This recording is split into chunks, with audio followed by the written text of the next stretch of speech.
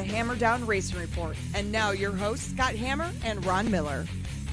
Welcome, race fans, to the Hammer Down Racing Report for Thursday, the day before. It's St. Patrick's Eve. I just realized that. I didn't even realize it. March 16th, show number 272. Scott Hammer and Ron Miller coming at you live on Facebook, YouTube, and Twitter from the John Young Racing for First Responders Dave Kemmer studio. What do you got going on over there, Ron? You seem preoccupied. Not anymore. Oh, okay. Tonight on the show, we'll be speaking with Brian Liskai. This guy? That guy. Yeah, Brian, that guy. Brian, that guy. About the upcoming season at Attica Raceway Park, which was originally supposed to start tomorrow, but unfortunately ain't going to happen. Earlier in the week, probably a wise decision to cancel that. And they're definitely by far not the only facility to cancel this weekend's plans. There's a lot of plugs being pulled. Yeah. So we'll talk to Brian about everything going on at Attica this year. Yeah. This summer. And you know, the change in hierarchy and everything. So there's a change in hierarchy? Just because Rex isn't there? Yeah, well, Rex isn't there. Okay. That's a big deal. I guess, yeah. Yeah, it's the first year we'll be speaking with Brian instead of Rex. Rex Lejeune, who retired. So, cool. Anyway, also, I got some dates for Oakshade Raceway. I know their schedule's still not out yet. You've got a date with Oakshade? Yes. Ooh, it's a hot date, let me tell you. So we'll talk about that a little bit later on in the show. So, but it's not all the dates. Just some highlights. Okay. But it's a good sign. It means there's more coming. They can fill in the blanks, because what you don't tell them about tonight. It's like breaking the seal. The seal's been broken, so there's going to be more. So probably the rest of the season will include regular shows when there aren't those special shows. Probably. Most likely. Okay. But wait, there could be more? Yes. Make sure to follow Oakshade Raceway. We're the fastest meet to race, oakshaderaceway.com, or follow them on Twitter, Facebook, or Instagram. Their season opener coming up Saturday, April 29th. We've already mentioned that. That's going to be the Bill Reckner Memorial with the Sportsman, Dominator Superstocks, and the Compacts. And then a full show the late week after that will with be the late their models. wheel packing? Sure, whatever. Unofficially. Big D's Pizza in Clyde. Make sure to order your pizza right now. You can probably have it by the end of the show. 419-547-1444. Order online at orderbigdspizza.com. Check out that new chicken bacon ranch with cheese. And I believe there's another sandwich I saw. I forget what it was, though. I should have wrote that down. They got another sandwich going on at Big D's. And they also have those seafood specials for Lent. Shrimp, lake walleye, and lake perch. Did you see on Facebook that warm glazed donut with ice cream in the middle? Maybe that's something that Dean Henry could do. He's going to get into donuts now? Oh, man, that looked absolutely decadent, Scott. Big D's and Clyde, big on taste, not on price, and they don't have donuts that I know of. Maybe someday. They could do warm glazed donuts, though. Again, welcome to our new sponsor, DCR Graphics. DCR Graphics, locally owned and operated. They're doing full wraps starting at just $350.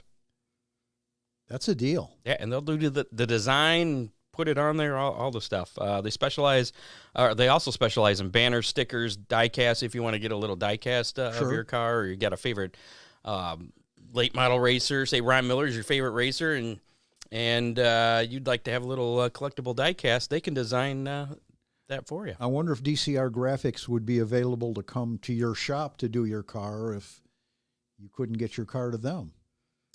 Maybe. I'm not sure. We'll have to find out. Yes, definitely. And you can find out yourself by giving Dale a call there at 419-308-9523. And you can also check them out on Facebook at DCR Graphics. Yeah, facebook.com/DCR Graphics. Sorry, apparently I can't multitask and do more than one thing at a time.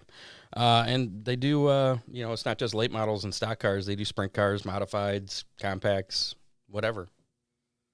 I still think it'd be cool for just And a die-cast cars. die-cast, Little mini yeah, stuff. yeah, or your car that you drove here in, your little gray car out there. That'd be exciting. Put a 35 on the side of that. Yeah, That's right. yeah. Is your wife still in Florida? Oh, yeah. Okay, there you go. Right now is the perfect time. Yeah, another 10 days, I think. Okay. Yeah. Yep. You sure? Yes. Okay. Also got to mention Freeze Frame Photos, Ron Miller Race Cars, and Headhunters Barber Studio and Salon, also sponsors on the show. Some racing action from this past week. Actually, before we get to that, got to mention we're going to be giving away some Big D's Pizza a little bit later as well with How Many. And we got the Big D's Pizza racing menu coming up as well. Which in the next few weeks is going to start getting really busy. It will. It's going to keep getting busier. Yeah. Waynesfield has their schedule out. We're going to talk about that. And did you happen to see the Ashton Winger, G.R. Smith thing? We'll call it a thing.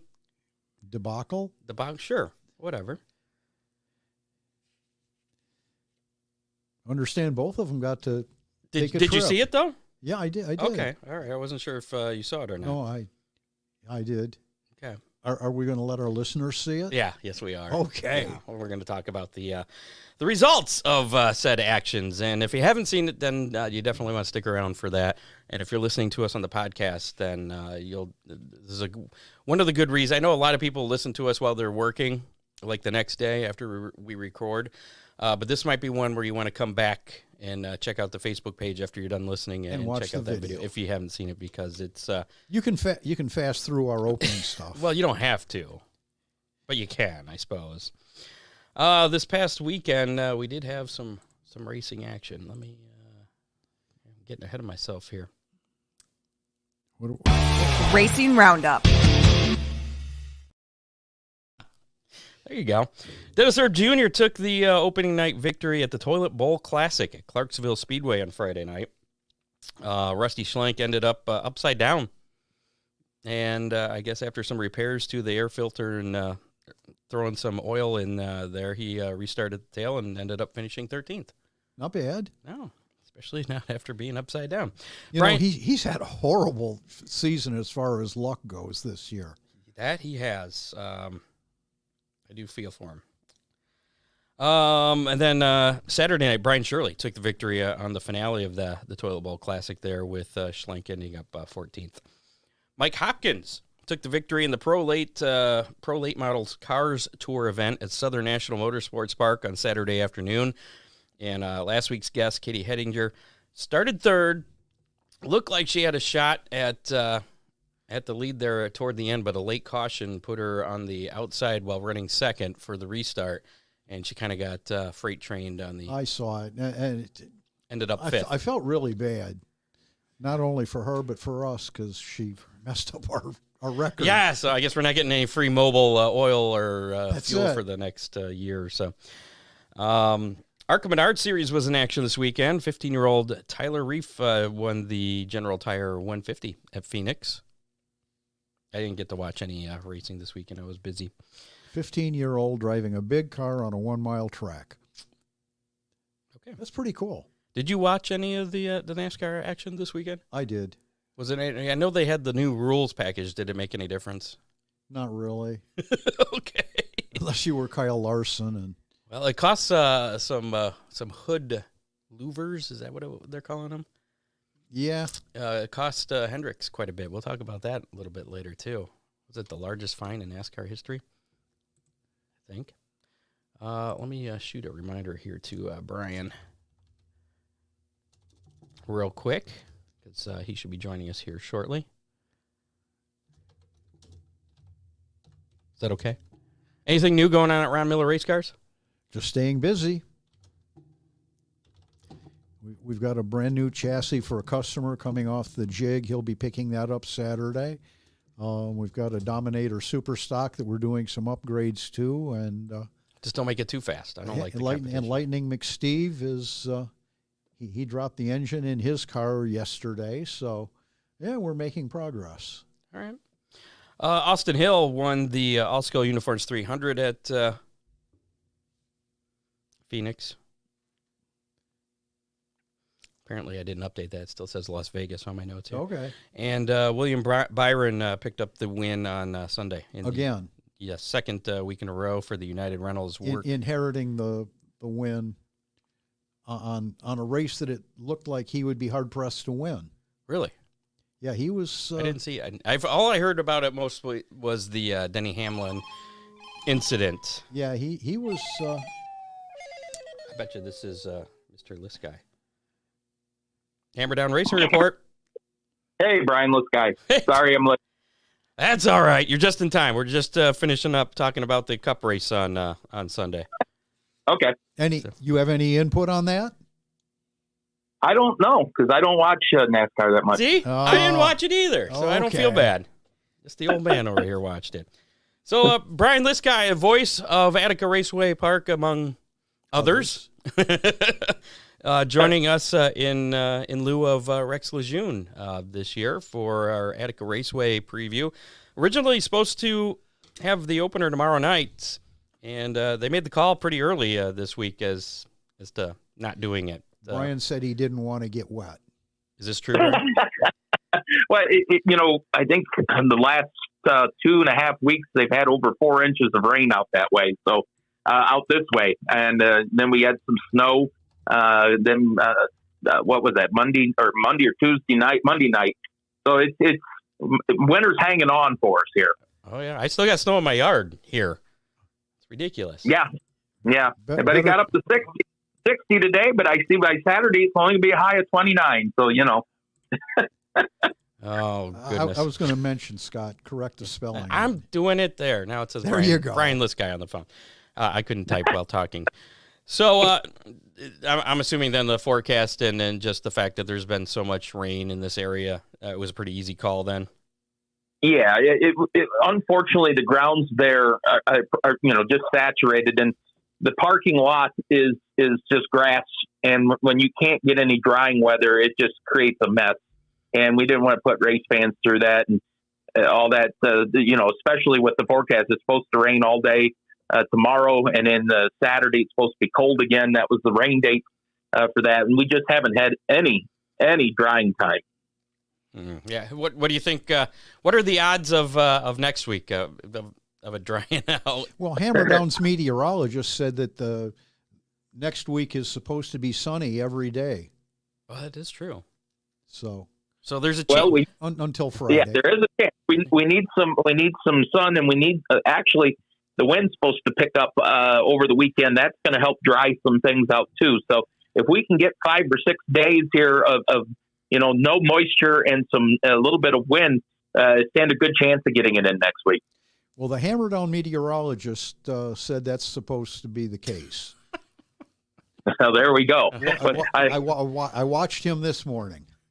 I like that meteorologist compared to my weather app. So we'll go with your guy. Yeah, okay. We'll go with the best one. If only we could pick and choose that way. Yeah, no kidding. So other than the standing water and mud and everything else, I'm assuming the facility's all ready to go? Yeah, the gang over there has done a wonderful job. They put new clay on the racetrack late last fall. They've had crews come in and they put new private boxes. They aren't covered private boxes, but they're better than the boxes we had there before for reserve seating and for our big events. Those will really come in handy. And John Boris has stepped up and has increased the purse for the late models and the 305 sprints this season. There's going to be more $4,000 to win for 10 events this season. So over $720,000 on the line for all divisions for A main features in 2023. That's pretty exciting. That is. And I want to talk specifics of that here in just a bit. But before we get too far into it, one of our listeners wants to know what is the history of Attica. Well, he put Attica Speedway, but Attica Raceway Park. Do you have knowledge of the history of the facility? I know my dad used to tell me he would sneak in because it's a fairgrounds, and he would sneak in off of turn 2 and kind of watch from the field or something back in like the 50s. Well, yeah, there was a racetrack at the fairgrounds back in the early days, and then it went away. And then in 1988, Eric Phillips and the Martin family, who have a farm around the racetrack, teamed up along with Larry and Mark Keegan, and they built what is now the current racetrack at Attica Raceway Park. I did not know that. I did not know there was two different ones. Yeah, the other one was on the horse track basically, and it had a whole covered grandstand like Fremont has, and they ran on that, I believe, in the 50s, and then it went away for many, many decades until 1988. Like most fairgrounds tracks, it was probably 5/8 of a mile. I'm guessing so. The horse track that's there now that rings the current dirt track is used quite heavily. Attica is one of the few independent fairs in the state of Ohio. It's not a county fair, and they have some great horse racing there in August. Do you call the horse racing? No, I plead complete stupidity when it comes to horse racing. Yeah, I'm with you there. Other than the silly names for the horses, that probably would be kind of fun. Here they come. Yeah, there they go. Yeah, I got to do that. Our Rotary Club here in Bellevue, where I live, they had a night at the races, and you go in and you place bets on these, and it's all pre-recorded stuff. And they show a video of it, and the names were hilarious. And I got to call a little bit of that. Nice. So, have you been at Attica since '88? No, I started there when Janet Holbrook took it over. I want to say 2002. Okay. So you weren't there. You weren't there in the 1950s, Brian? No, I'm not quite that old. I'm close, but not quite that old. Wait, Ron, were you? Stop it, Scott. Seriously, did you race there? No. Okay, I don't know. Just asking. So, so let's talk about you got some big events this year at Attica with the World of Outlaws and the All Stars and more than just one. So you want to talk about some of the big events? Yeah, the first big event coming up will be the All Stars for our annual Corn Mainspring Nationals Friday and Saturday.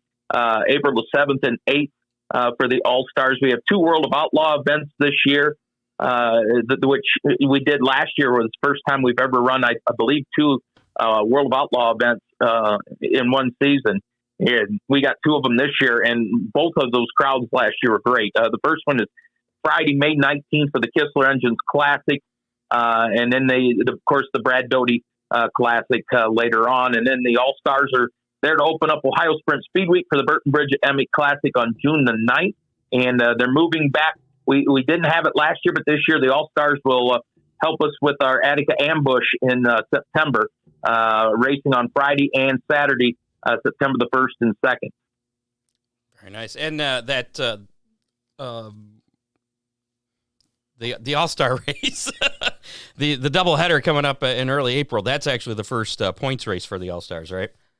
Correct. The races down in Florida were not point races. That has kind of been a long-standing tradition for them. So, yeah, they open up their point racing with us at Attica. How many years have they been opening up their point racing at Attica? Because it's been as far back as I can remember. Yeah. Well, when Burton Bridget Emmett had the All-Stars, those were point races usually down in Florida. And then when they sold to the Guy Webb, he kind of changed that. And then he would always have his point opener at Attica and kind of remain that. Okay. So you mentioned the box seats and some new clay. Any other facility improvements people can expect to see this year? Just the general stuff that goes on at an old facility like that, replacing the boards in the stands and bringing the concession stands up to codes and all that good things. John Boris, since he took over the racetrack, I believe, it's like 16 or 17 years now, John's had the track or more. And every year he does a little more and does a little more and does a little more. And, this year, to me, the biggest thing was raising the purse for the late models and the 305 sprints. And what kind of purse are they? This is for the weekly, just a regular weekly show, right? Correct. And I can tell you here in a second, as soon as my computer reads. There we go. The weekly deal for the 410 sprints is $3,000 to win, but all our Attica Fremont Championship Series events pay $4,000 to win. So that's pretty cool that Fremont's doing the same thing. The late models now pay $1,500 to win and the $200 to start. And the 305 sprints will now pay $1,000 to win weekly. So that's a big increase for them. Now, how can Attica afford that? Well, they did raise the ticket prices somewhat. That wasn't a leading question. I wasn't trying to imply that or anything. I was just actually kind of curious because we kind of been talking about that over the past few weeks about a lot of tracks have been raising, their payouts, which it seems like needs to happen, but it's kind of hard economic times for a lot of these tracks. A lot of tracks are hard pressed.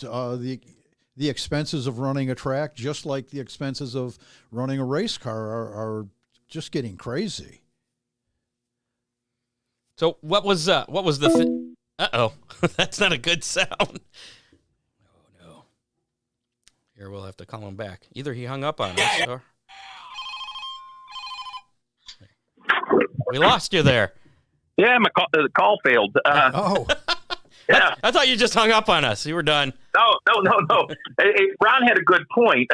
What a lot of race teams and fans don't realize, as he pointed out, everybody's costs have gone up with inflation, so has racetracks.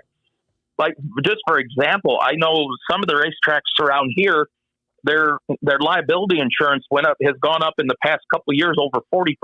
Wow. That's big. And a lot of racetracks didn't raise their ticket prices, and then race teams are complaining it's so expensive and they need the purses raised. We're in a unique situation around here. A lot of people point out Port Royal Speedway over in Pennsylvania. I think they're going to pay $5,000 to win weekly and $400 to start for their 410 sprint. And what you got to consider is in Pennsylvania, they don't have the battle for that discretionary spending isn't as intense as it is around here. For instance, Attica and Fremont, we have to deal with Cedar Point. We have to deal with Lake Erie and everything that goes with that. We have to deal with multiple tracks in the area, so you're competing against other tracks.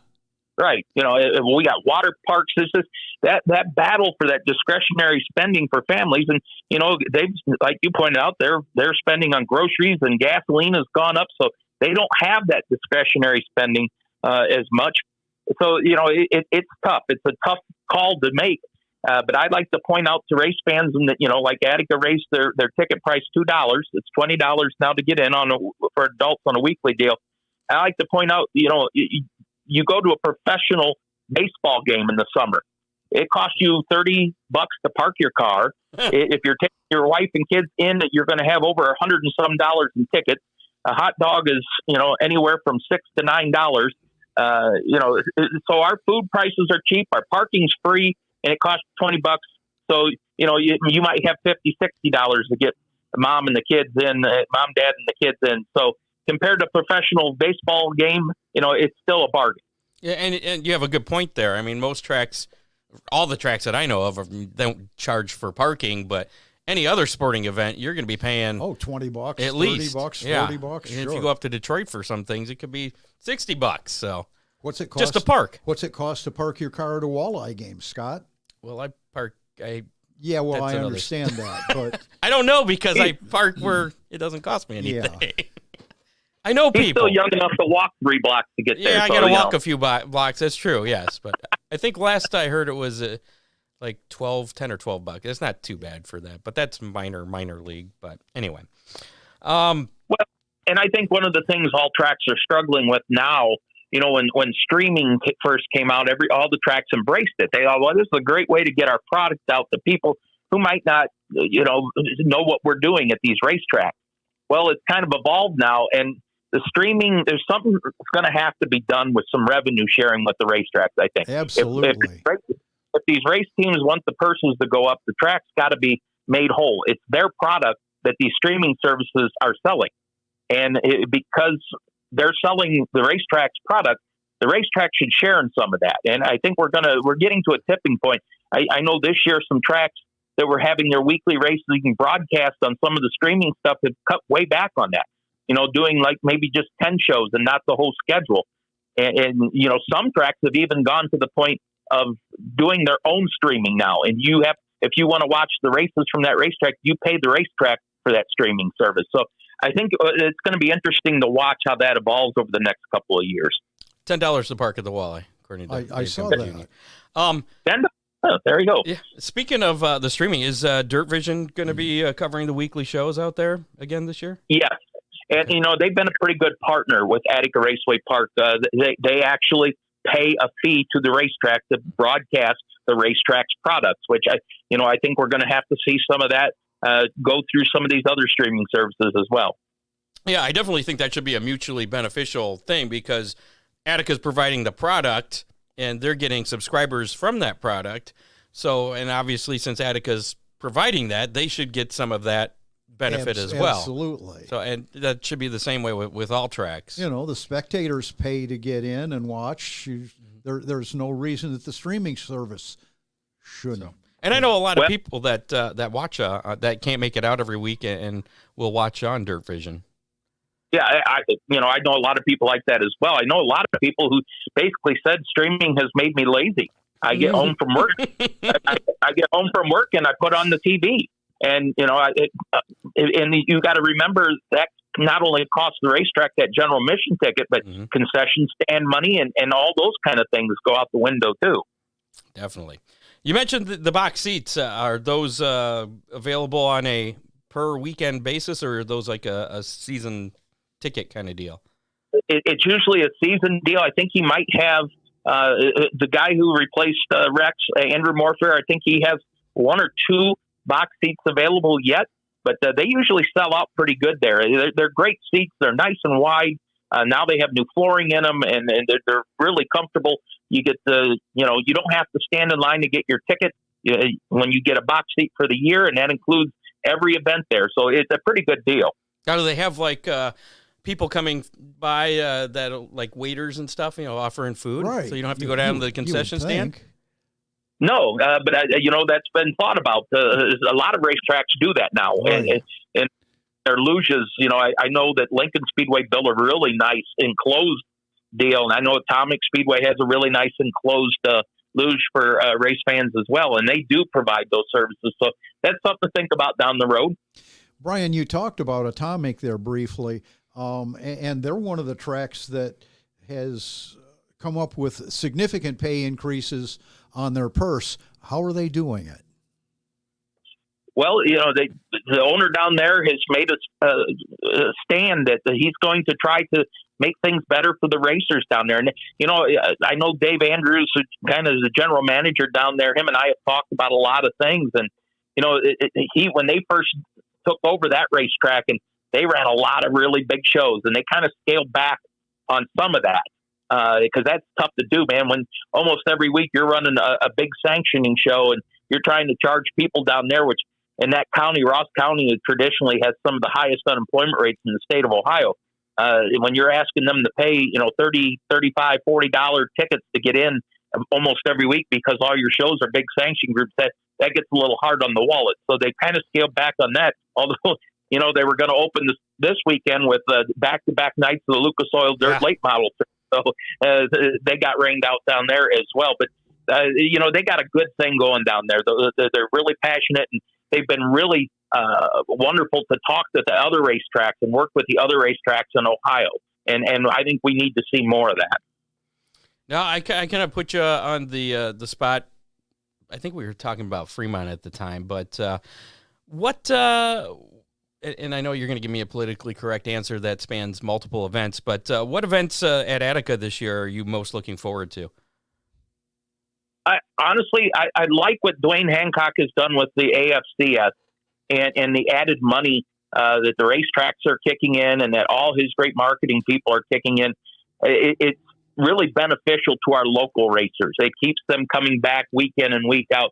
The Brad Doty Classic is always one of the races that you'd like to see at Attica Raceway Park. But I'm going back to the Attica Ambush in the early part of September with the All-Stars. That traditionally, has always been one of the most exciting weekends in racing because we're getting close to the end there at Attica. And that deal, and I honestly, I've always said I'm not a huge late model fan, but they've really grown on me the last 10 years. And I'm thinking this might be a banner year for the late model division, week in and week out at Attica. Hey, sprint cars have been growing on me too over the past few years. So. Well, I think John Boris has done a good job of introducing the sprint car people to late models without forcing it on them. Yeah, that's true, and he's tried a lot of things with the late models. He's had remember the old Extreme late model series. He's had the Lucas Oil late model series there, the World of Outlaw late model series there. Last year, the old ALMS came into town. That was a good show. He keeps trying to do that. The late models around here, though, there isn't that many of them. Oakshade's got their core group of racers, and Wayne County's kind of got their core group of racers, and it's kind of hard on a Friday night to get some of these guys. Early in the year, we'll get a lot of the Michigan late model teams to come down, and even some Canadian late model teams to come down. But it's kind of hard on Friday to get some of those guys to travel.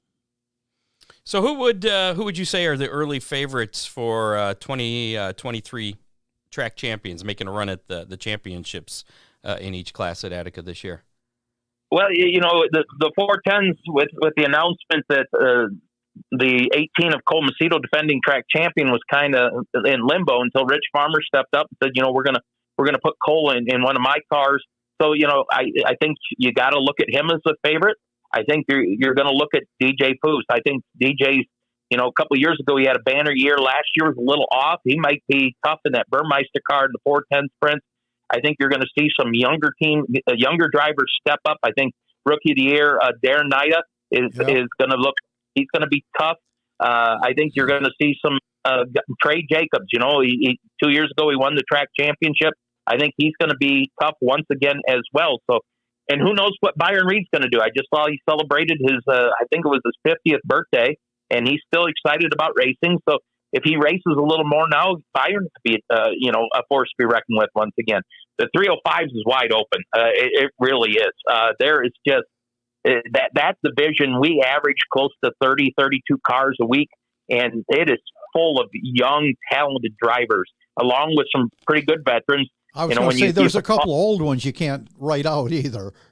Yeah, Paul Weaver, of course, Paul Pete is the winningest driver in the history of Attica. And but there's some young guys that stepped up in the last 2 years that I'm really excited about. The late models, it all starts and ends with Devin Shields. You got to beat that. You got to beat him if you're going to win that track championship there. And his consistency, I don't think he finished but one time out of the top 4 all season at Attica last year. That's an amazing statistic. Yeah, he's been pretty tough to beat the past few years. Yeah. Anywhere. Yeah. I mean, you throw in a Ryan Markham, he challenges, and then Rusty Schlank has shown up quite often, and maybe we'll see Doug Brown come back. But, again, you got to knock Devin off the throne to get that. And he just doesn't have bad luck, and his work in the garage pays off. He doesn't have any DNFs. He's just tough that way. Mr. Consistency. Absolutely. And he can have a bad heat race, but at the end of the feature, there he is. And you guys, do the points for you get points for qualifying, and you get points for pretty much everything. Is that the same with the late models as well? No. Okay. All points in all divisions are A main at Attica. Fremont does a little different. Yeah, Fremont does their 410s that way. You get qualifying points, race points. But Attica's just A main points. Okay, I thought Fremont or Attica did the same. That Fremont did. My bad.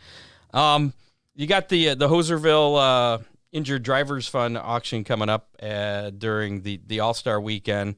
I know that's kind of a big thing with Dwayne Hancock there. That's coming up soon too, isn't it? Yeah. Easter weekend. Wow. Well, give us the details on next week's opener here. Well, Friday night, it's going to be the 410 sprints, 305 sprints, and the late models. We do have a rain date for Saturday if things don't work out on Friday. So fingers crossed we get some drying. That's why we kind of try to schedule early. Traditionally, we run the All-Star point race on Easter weekends, and we like to at least get 1 or 2 shows in just to make sure all of us employees have our I's dotted and T's crossed when the All-Stars get to town. So fingers crossed we get it in next week. Oh, I was looking at our comments here. A couple more people chimed in about the late model championship. I guess Colin Shipley is going to be running full time at Attica this year, and Devin Shields' son now has a car. Oh, that's interesting. Colin, I'm talking about that kid. He has thoroughly impressed me. Yes. He for his youth and for his lack of experience, he's awfully darn smooth behind the wheel of that late model. He is. Yeah, he had a real strong run at the Hell Tour at Oakshade last year, running, what was it, third? Top five? He was with some of the bigger names. So, yeah, he's definitely, can't count him out either. It sounds like it's going to be a pretty exciting season at Attica Raceway Park. Oh, absolutely. We're looking forward to it. And, we have some great marketing partners that step in. And John Boris, I can't praise him enough for what he's done at that racetrack over his tenure. And, he's in his mid-60s, and he's not slowing down either. He's excited about the racetrack, and you like to see that from your promoter. And somebody else pointed out here, we can't forget about that Missler fellow either. Yeah,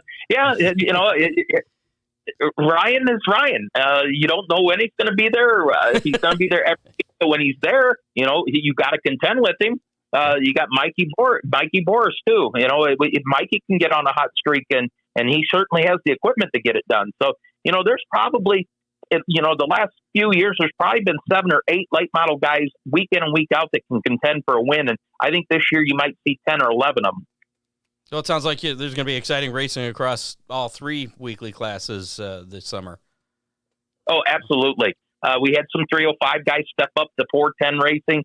The Jetters, that kid who was phenomenal in the 305 in just 2 years of it, has stepped up, and he's going to be in a 410 this year. So if we see a couple of those guys moving into the 410 ranks, and hopefully, this inflation gets down a little bit and the tire costs don't get too staggering, and we can have good racing. I know the tire issue has a lot of teams scratching their heads this year.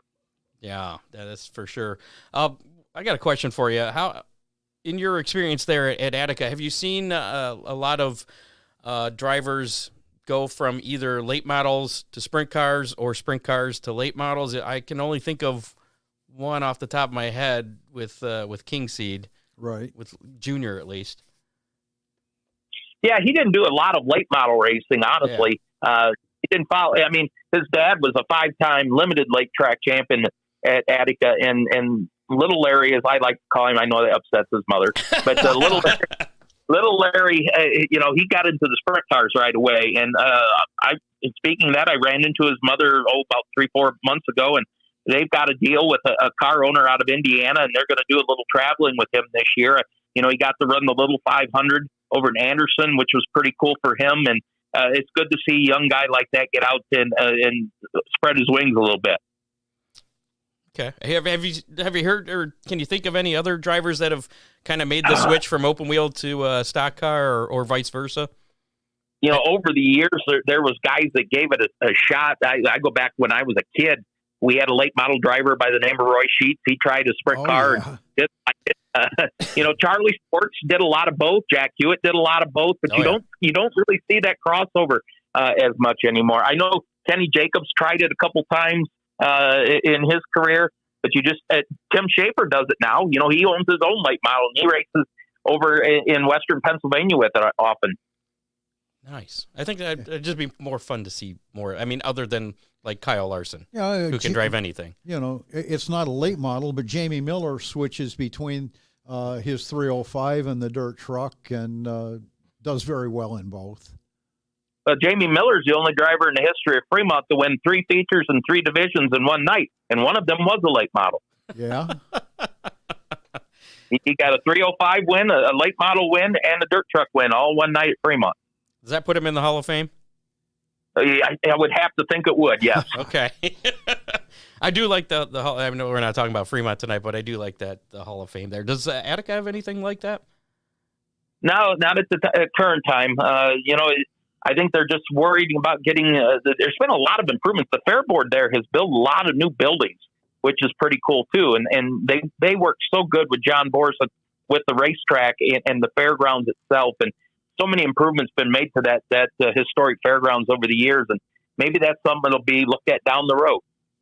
Awesome. So what are the gate times, pit times, everything for next weekend? This is more for me because I plan on going out there if the weather holds. General gates open at 5:00. They usually try to open the pits a little bit earlier if they get a good line. Otherwise, traffic gets backed up onto the road. So if the help gets there, that's the other thing I think a lot of people don't understand, especially on a Friday night. A lot of the people that work at the racetrack have other jobs, believe it or not. And to get to the racetrack on time it can be a challenge for a lot of the people that work at the racetrack.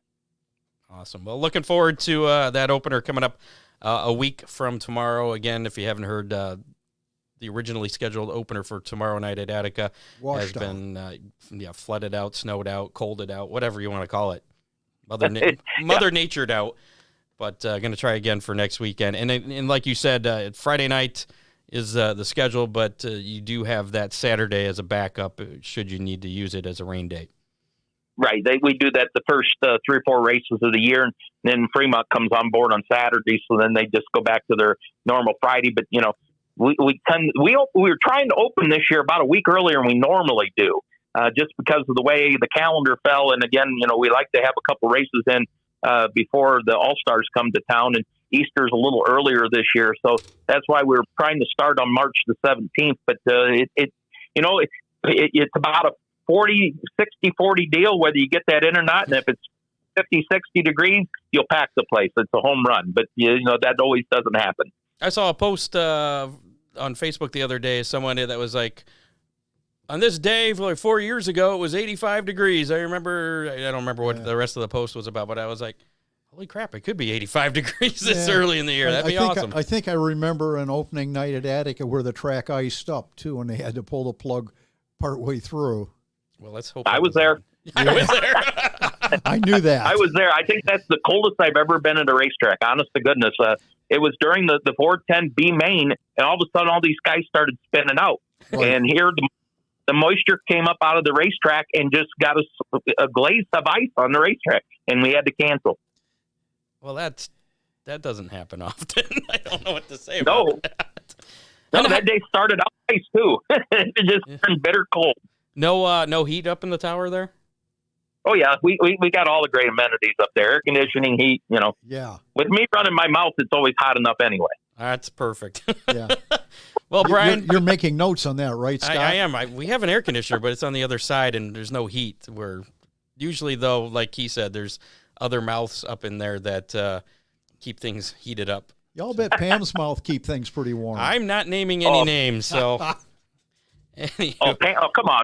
Pam has to keep everybody nice and warm up there. Absolutely. I'm sure we'll be probably talking to you in a couple weeks before the Fremont opener about the upcoming season at Fremont as well. So hopefully you'll be available for that. Absolutely. Thanks for having me on, guys. Thanks for everything you do for racing. We appreciate you, Brian. Yep, and hopefully I'll be listening to you at the track next week. All righty. Have a good night, everybody. You too. There you go. It's Brian Liskai, the voice of Attica Raceway Park. Also, I believe he's like public relations. He's got a couple other hats he wears for Attica. So they're ready next week. Racing season in Northwest Ohio. Not quite ready this weekend. Mother Nature just wasn't quite kind enough. No, we have that altercation to talk about, and it's a pretty big altercation coming up here in just a second. We'll show you the video and everything. But first, make sure to contact Freeze Frame Photos for all your racing photo needs. From action shots to victory lane, they have those kid cups, 20-ounce tumblers, pretty much anything. Really, all kinds of little knickknacks and like giftable items, I guess you could say. They can put any freeze frame photo that they have, victory lane photo, action photo, whatever, both, whatever you want. And a huge collection of photographs from the past. Oh, yeah, that's true. Yeah. You can give Charlie a call at 419-476-9976. Also, senior pics. You need a photographer for your senior pictures. There you go. Another reason to call Charlie. There you go. Freeze frame photos, special moments, frozen in time, and Ron Miller Race Cars for race cars, parts, safety equipment, service, seat belts. You got my belts yet? I'm going to need those so I can put them in. Actually, I did have them, and I sent them back, Scott. What? You didn't like them? No, I opened the box and they had an expiration date of December of 23, and I wasn't going to do that to you. I appreciate that. Yeah. Yeah, because They'd been in someone's inventory way too long. Gotcha. Okay. Well, see, that's Ron Miller. He looks out for his customers. That's it. Ron Miller Race Cars. So we mentioned this, the on-track altercation down in Milton, Florida. Scott, I understand there was a hammer involved. There was, and it wasn't me. And I never saw that part of it, I guess. That part, I don't think there's video of that particular part, but here's the setup. Ashton Winger, G.R. Smith, had the little on-track altercation during the Southern All-Star Series event at Southern Raceway in Milton, Florida. It ended up with a fracas. Yes, it did. In the pits. That led to the arrests of Winger and his father, Gary, and a Smith team member. Reports indicate that Winger's 51-year-old father confronted Smith in the pits while Ashton remained on the track, which you'll see in the video here. GR went back to the pits after he smashed up his car. Ashton eventually came back in with a flat tire a few laps later, but once he did come back to the pits, Ashton that is, he climbed out of his car and darted towards Smith's pit, where he was intercepted by Scotty Parker, who handles Smith's merchandise trailer.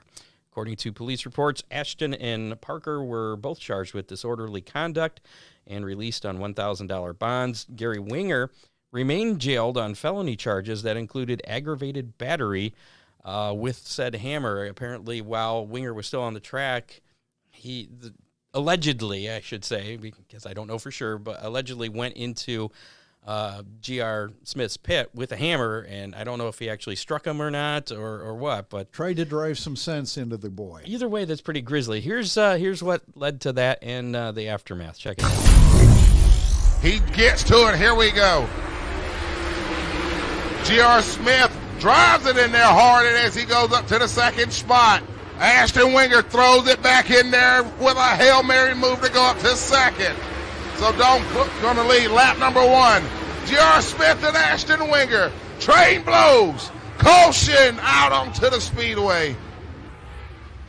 They're not done trading blows. And then under caution, here comes G.R. Smith up. Rams into the rear of Winger's car. Spins him around.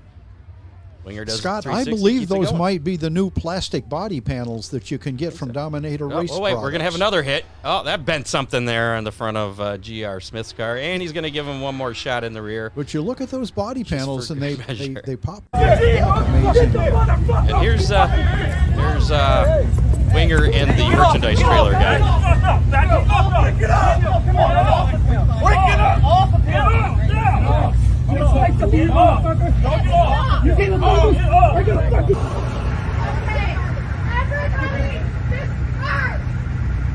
And there goes Winger being let off in handcuffs, as well as the merchandise guy from G.R. Smith's crew. So and that's kind of ugly. And nothing happened with G.R. Smith. Not that well, that's not true. That's not true. Here is the following penalties. Nothing legal happened to G.R. Smith. We can say that I'm aware of. The following penalties are being implemented for the parties involved. Ashton Winger will be suspended for 60 days with zero tolerance probation due to a crew member using a weapon in a physical altercation with G.R. Smith. So, and this is Southern All-Stars issuing these the penalties. Drivers are responsible for their crew. This is what led to this decision. G.R. Smith will be suspended indefinitely for his actions on track. He failed to comply with the race director, who repeatedly told him to leave the track. He was disqualified from the event.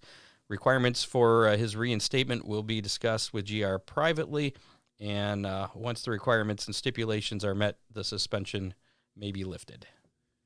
So that's a lot of stuff. I'd like to see what our listeners think. Was G.R. Smith responsible for the on-track altercation, or was it just one of those racing deals? Are you trying to say was G.R. Smith justified in his actions under caution? No, I want to know what the listeners think happened just racing before the retribution. No, we know that was wrong. Okay, well, I mean, there was some hard racing going on before the bad stuff started. Was that hard racing over the top? I guess is that what you're asking? Were the actions before the yellow came out? Yeah. Do you think Ashton's slide job was dirty? Do you think G.R. Smith got into him? I mean, yes, that's what you're asking. Was G.R. Smith a little over aggressive? Was Ashton a little over aggressive? Yeah. What are your thoughts? There you go. And if you don't want to type them in here, you can go to our Hammer Down hotline. There you go. And let us know what you think. 419-318-3081. And if you forget that, you can get it on our Facebook page or our webpage. Yeah, HammerdownRacingReport.com. 419-318-3081. Call or text anytime, day or night. You want me to read that for you, Scott? Maybe. Okay. I tried to read it too fast there. Yeah, so that was some pretty crazy stuff. And it's been happening. It seems like it happens every weekend now where there's some kind of fight. That and cars going upside down. Yeah. What is happening? And Mother Nature's all pissed off and canceling all the races. So. Yeah. Tyler Carpenter will return to the NASCAR Craftsman Truck Series at Bristol on the dirt again for Nice Motorsports.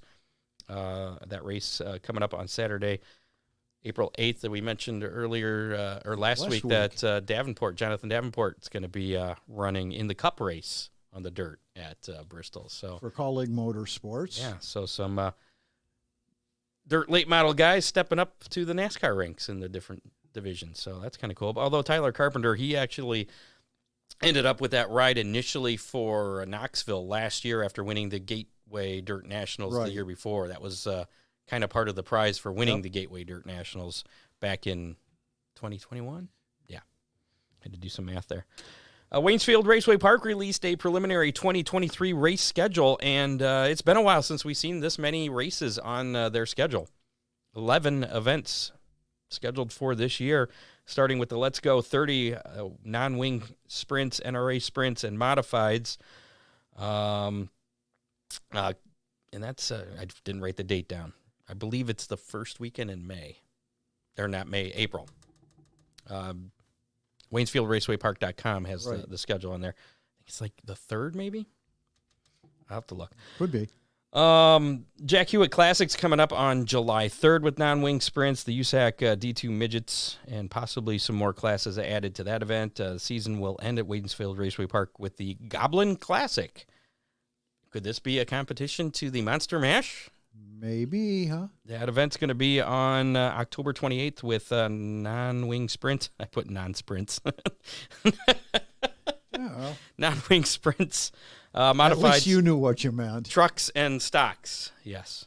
I was in a hurry when I was typing that. I was tired. That's the Waynesfield Raceway Park. I believe it's, the 4-cylinder trucks. That the dirt track truck series. That's the one. That originated from Waynesfield's 4-cylinder truck division. April 8th. All right. Thanks, Dave. Thanks for backing me up. That's why Dave gets paid the big bucks. It is. I'm going to have to give him a raise now. 100% raise coming your way, Dave. Double it. Okay. 200%.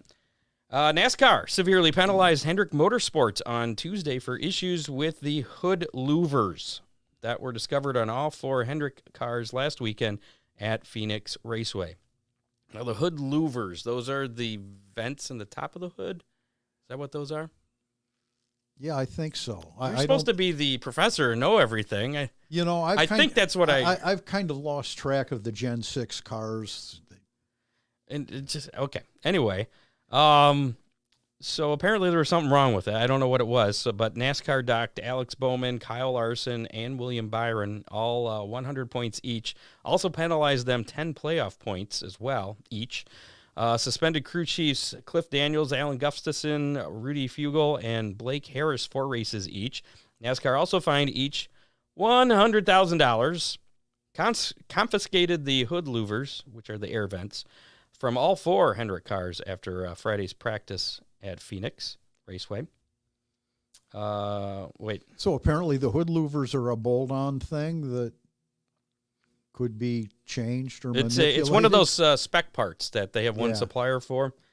The hood louvers are single-source parts. Denny Hamlin caught some shrapnel as well from all these fines that actually had nothing to do with hood louvers, but because of his little deal with Ross Chastain, he got hit with a $50,000 fine and $25 25 driver points after that late race incident with Ross Chastain. After a late restart, Hamlin appeared to get tight entering a corner and ran Chastain up the racetrack and into the wall. Both drivers were working on a top 10 finish and instead ended up Hamlin was 23rd and Chastain ended up 24th. And then on Monday, Hamlin admitted on his podcast that the incident was no accident at all, which probably wasn't the smartest thing to do. So that just gives more fuel to NASCAR to. So Bristol could be interesting. Yeah, well, and with those two guys, anything could be interesting. The high limit. And before we move on, the Hendricks. I read that they're going to appeal. Right. The penalty. They're not going to ask for a way or try and get the crew chiefs back for this weekend, but they are going to appeal because they said something about the parts were. I mean, the parts. It's a one source part, but the source delivered parts that weren't to spec is what they were saying, I believe. So they bolted something on that came, this is what they're saying, allegedly, that came from the source they put on, and so, but I don't know, that's just a mess. I feel bad for everything involved there. High Limit Sprint Car Series opener scheduled for Tuesday, March 21st at Tulare Thunderbolt Speedway has been canceled. Why? Because of they've had record rainfall out there in California. A lot. And they have an unfavorable forecast. The event will not be made up.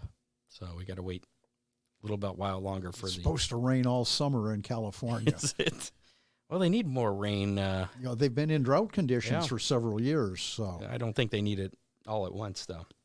The Nashville Fair Board Commissioners approved an agreement with Bristol Motor Speedway to operate the Fairground Speedway by a 3-2 vote, moving the prospect of NASCAR racing at the historic track closer to reality. Ooh. Little half-mile oval there. That was a fun track to watch races at least on TV. Not that I was there personally. The deal called for Bristol Motor Speedway to lease, manage, and operate Nashville Fairgrounds Speedway for a 30-year term. Bristol would be responsible for installing state-of-the-art sound mitigation to help reduce the noise in the surrounding neighborhoods. The track's grandstand would also be rebuilt to seat approximately 30,000 fans.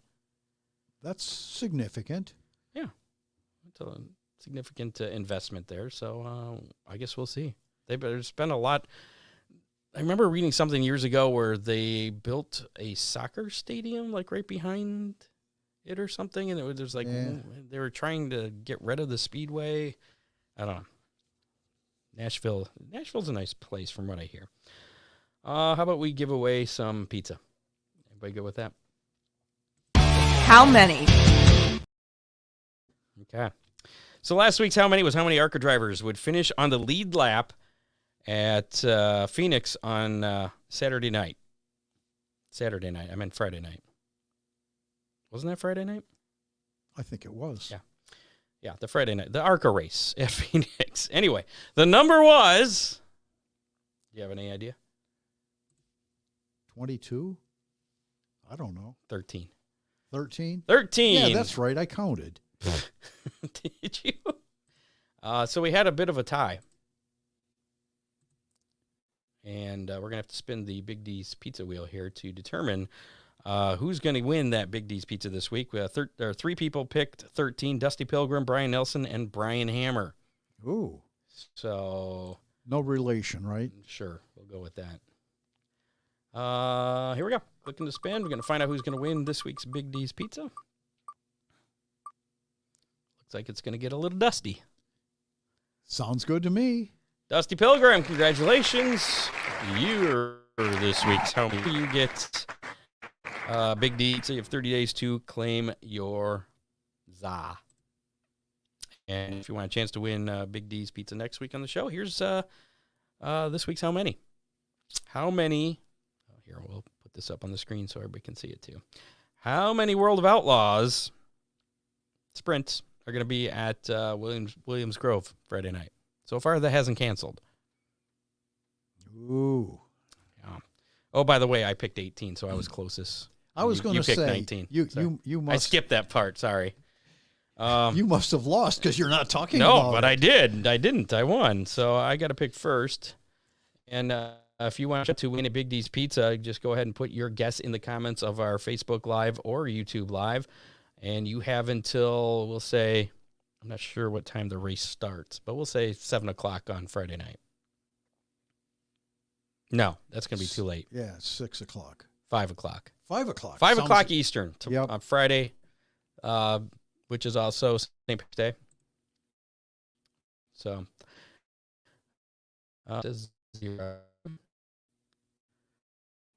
Frost is 42. Oh, I've got to believe there's a lot of people that are looking at the weather for Williams Grove right now. mm-hmm. How is Brian here on a cruise? What is he? I'm so confused. We got a listener in the Gulf of Mexico or somewhere down in maybe the Atlantic. I'm not sure. I'm going to go with 32. Obviously, with all the zeros there, I've got to go with 31. 31. So there you go. But I hope they get it in. Yeah. 5 o'clock tomorrow. That's going to be Friday, the 17th. That's how long you have to put your guess in on how many sprints are going to be in competition, World of Outlaw sprints at Williams Grove on Friday night. Assuming it doesn't rain out, the dogs and I will be watching on TV. You're not going? I think not. Well, that's disappointing. Yeah, me neither. Our Big D's Pizza Racing menu. This weekend's Big D's Pizza Racing menu. I had a little hiccup there. That was weird. Yeah, so it was a little thin to start with, and now it's pretty much because I'll get this out of here. Attica Raceway Park was our only local event that was going to be happening. The season opener has been canceled due to rain. Not going to use the rain date of Saturday this week, so now look for next weekend. Attica to kick things off next Friday night. Or Saturday. Or Saturday if Friday doesn't pan out very well.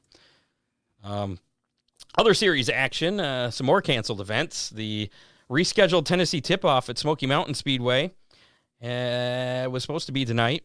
And then the World of Outlaw Case Construction late models were going to be going to Boyd's Speedway in Georgia for the Shamrock 100 on Friday and Saturday.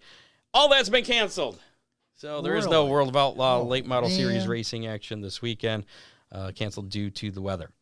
The World of Outlaw NOS Energy Drink Sprint Series, low E insulation spring showdown at the Grove, Williams Grove Speedway, Williams Grove, Pennsylvania.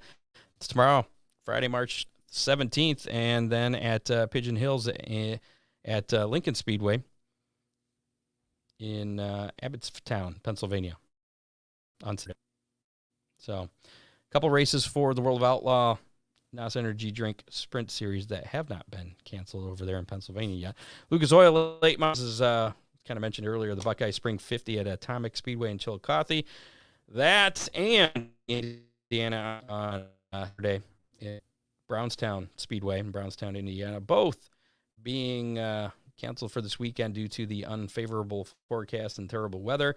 The Atomic event will be scheduled, though, for Thursday, May 4th, which will be in conjunction now with an All-Star Circuit of Champions event. So you got the Lucas Oil late model and the All-Stars together. Jeez. And that's going to be a Thursday night, May 4th. And May the 4th? Be with you, yes. Yes. There's no rescheduled date for the Brownstown event. So, and then NASCAR action this weekend. You have the FR8, the Freight 208 at Atlanta Motor Speedway on Saturday. At 2 o'clock on FS1 for the NASCAR Craftsman Truck Series. The Xfinity Series will take part in the Raptor 250 at Atlanta. That'll be also Saturday. That'll be at 5 o'clock, though, on FS1. And then the Cup Series in action for the Ambetter 400 at Atlanta on Sunday, March 18th. Should be 19th. March 19th at 3 p.m. on Fox, Sunday afternoon. And that's Fox Main Channel. That's Fox Main Channel. Fox Broadcast.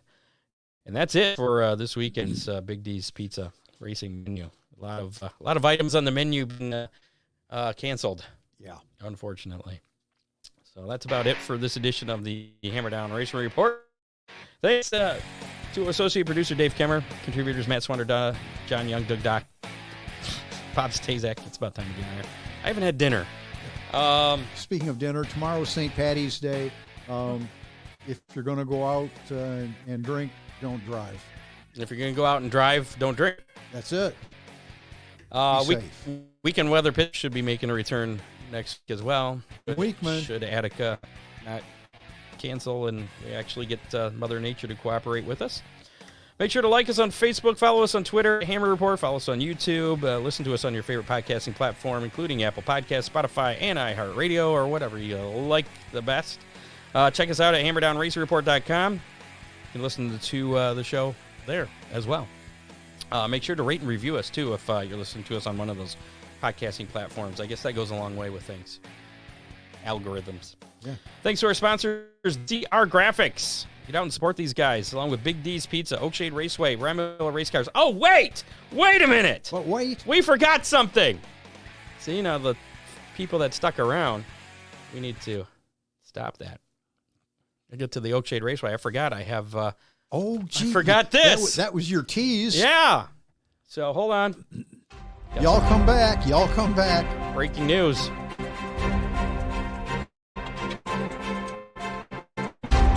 Where's my breaking news banner? There it is.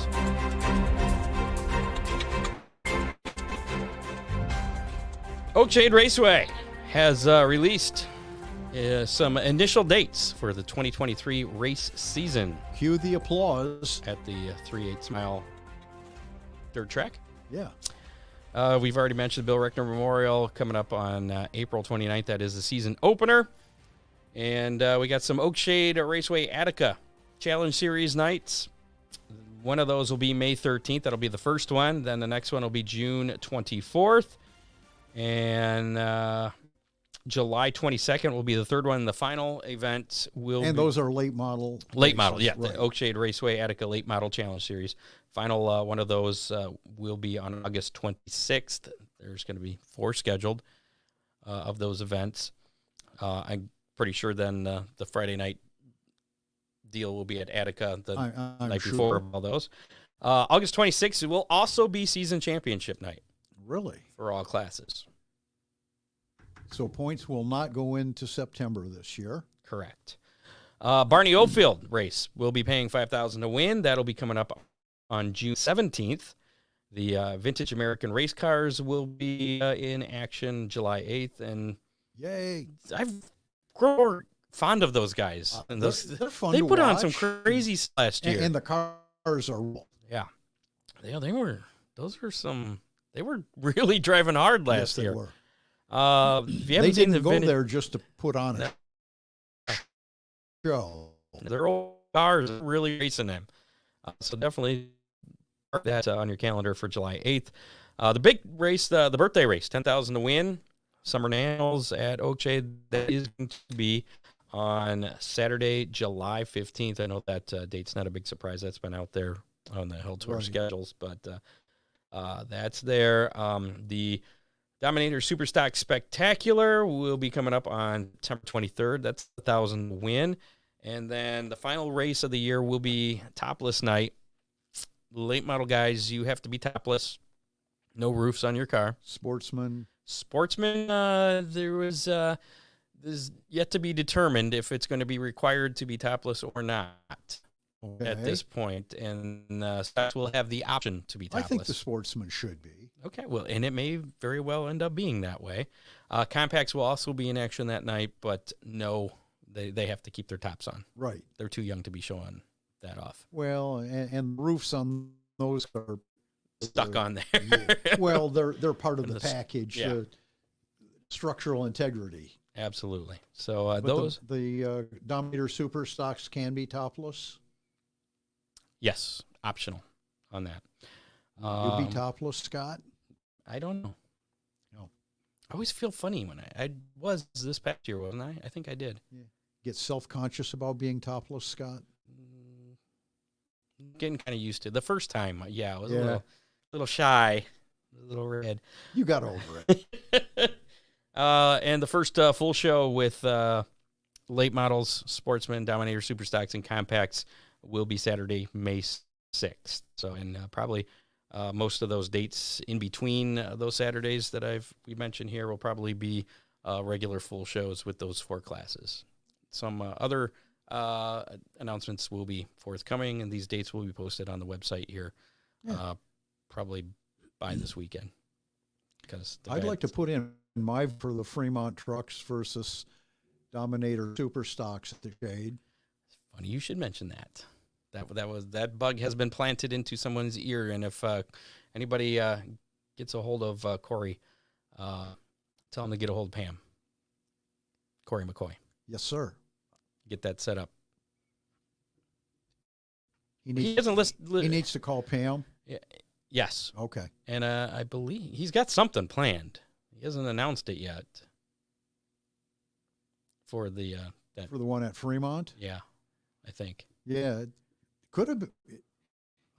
If it goes the way he wants, it'll be an interesting show.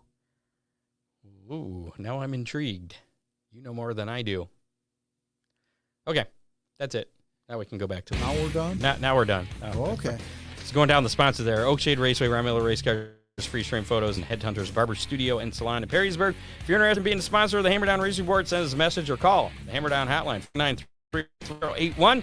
Thanks again to this week's guest, Brian Liskai from Attica Raceway Park. Get out and support Attica next week.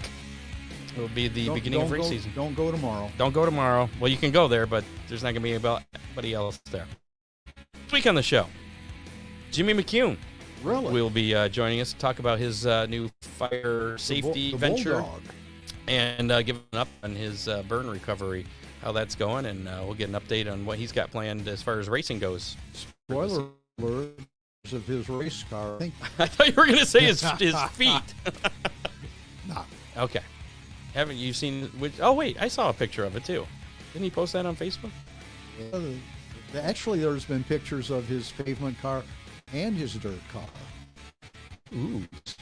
Going board this year. Okay. You have to get him in a late model eventually. Maybe. So, next week, Jimmy Thursday at 7 p.m. live on Facebook, YouTube, and Twitter, and always available on your favorite podcasting platform. We'll see you next week. Hello to all of our friends in Australia, America, and Canada, but not you in Guatemala. No? No, I don't know if we have any listeners in Guatemala. I was just thinking of a random place. So, yeah, HammerdownRaceReport.com for everything you need to know. We're out. You have been listening to the Hammerdown Race.